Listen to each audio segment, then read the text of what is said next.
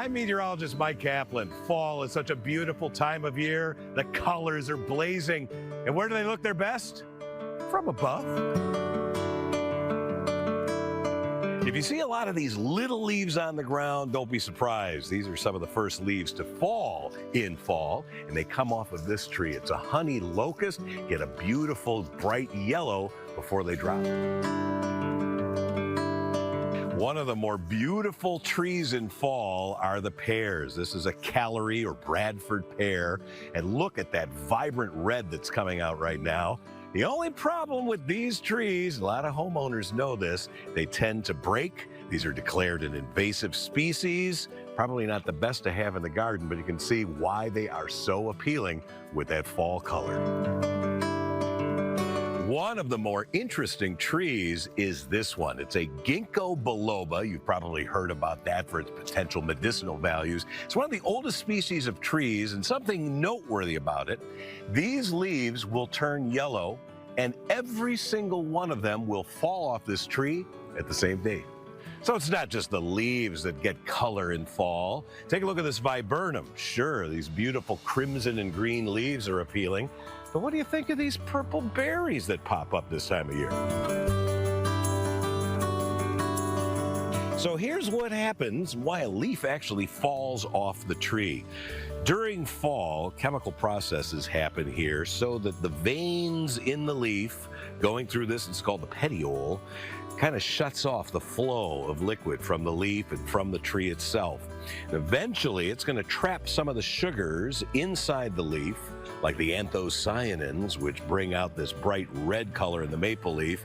And then, as the cells close off where the leaf joins the branches, the leaf has no alternative but to fall. There are many beautiful tree-lined streets in Chicagoland where the fall foliage is putting on a fantastic display. Well, this happens to be my favorite. It's close to home. It's in the greater Gurnee Metroplex where I grew up.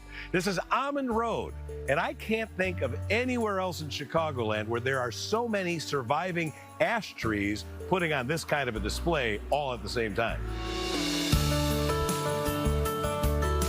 So how does it all happen? The magic of fall. Well, it's really tied to the length of daylight. As the amount of sunlight decreases this time of year, a special signal goes off in the trees. They talk to the leaves and they say, you know what? Time to stop making chlorophyll. That's one of the three pigments that you find in leaves, and obviously chlorophyll is the green one. One of the other pigments, these are called carotenoids, they create the yellows and gold colors. They're there pretty much year-round. The last pigment, and this is the really pretty one, these are the anthocyanins. They create those beautiful purples and reds and crimsons. Those chemicals really peak when you have ideal conditions. We haven't had ideal conditions. The trees love it when you have sunlight and ample moisture. Well, we've had plenty of sunshine lately, but we have not had much rainfall. Consequently, color display may not be that spectacular in some areas this year because of how dry it has been. That said, there's no stopping the color. It's coming. Generally, southern suburbs, you're going to get into the color a little bit later than the northern suburbs, where I happen to be right now. October, usually the peak month.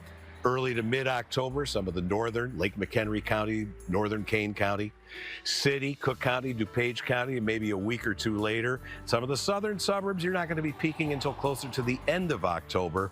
But even with this drought, we're still getting some fantastic color.